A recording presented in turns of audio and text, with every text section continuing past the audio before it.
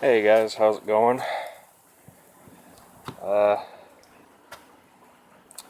Currently transporting a new resident of the pond, future resident. He's a lobster.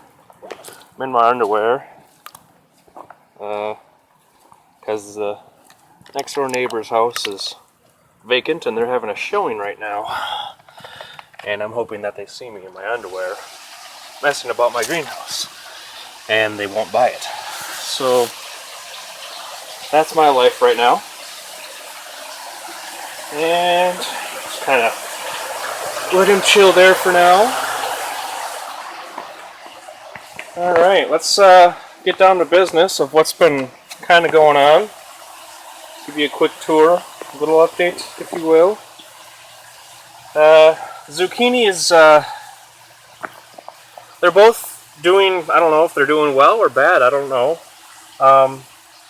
All the flowers that they've sprouted, I've self-pollinated them, but I mean, they just end up breaking off the flowers, so I don't know if a zucchini is going to actually grow on those or not. In retrospect, I wish I would have gotten the vine kind instead of the bush kind, because I'll cash out on space.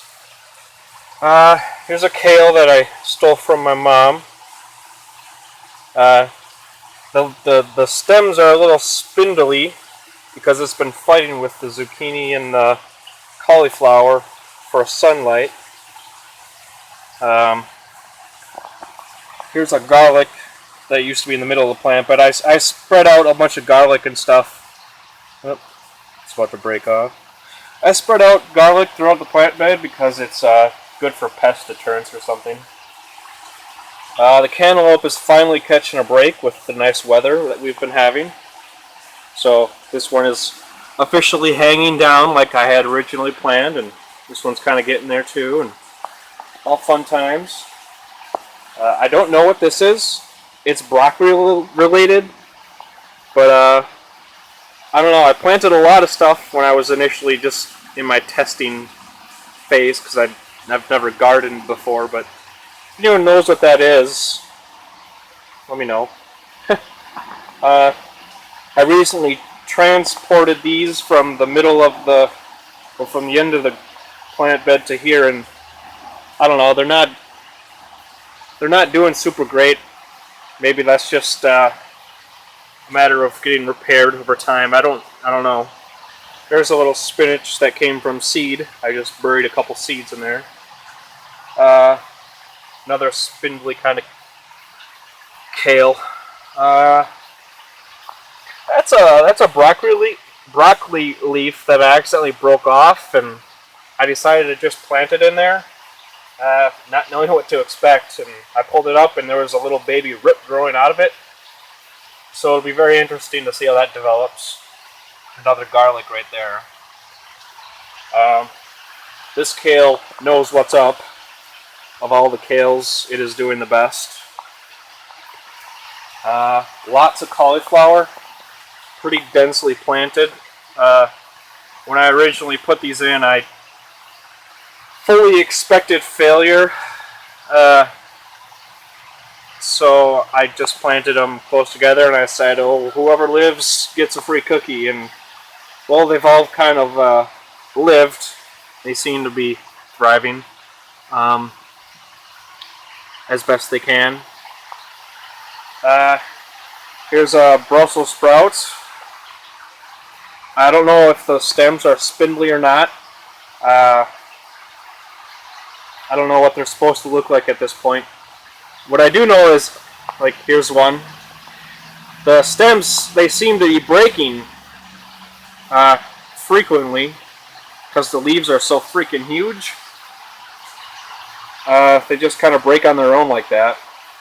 And then at that point, I just kind of throw them in the pond.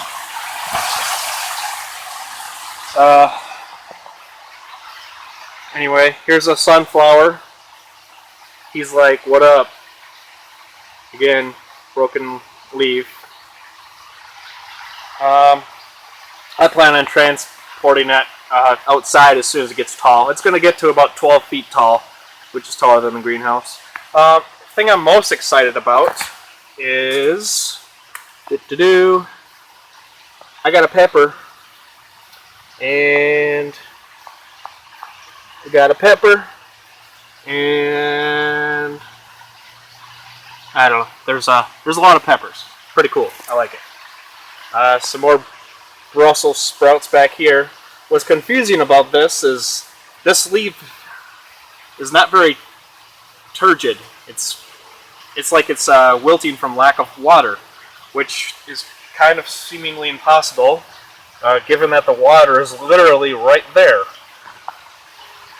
So that's a bit of a mystery to me.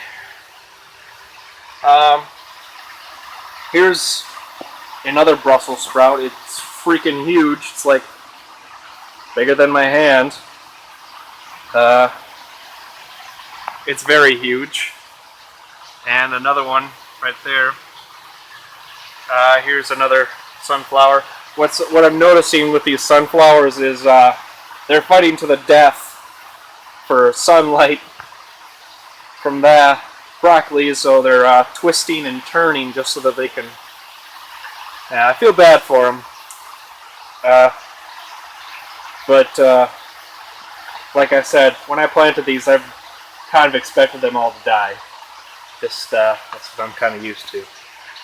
That's kind of thing. It was 100 degrees in here earlier today, so it was about 50 degrees difference. Now toward the sun's starting to go down there, and yeah, that's kind of the plant bed update. Go back to this little guy here. I dumped some water out, and then some of that water. Just kind of slowly acclimate him. The pond is there. That cat's been there for a while. I just don't feel like going in and getting it. There's a koi somewhere in here amongst these goldfish. But, yeah.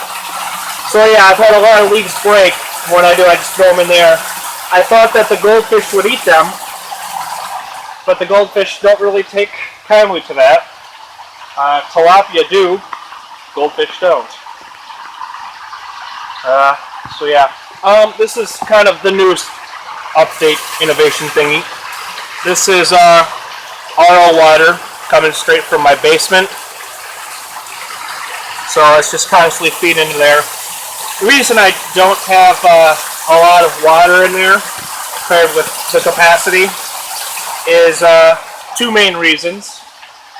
One reason is the less water I have, the more nutrient dense it'll be. So that serves as a good thing. The second reason is I'm a complete idiot. I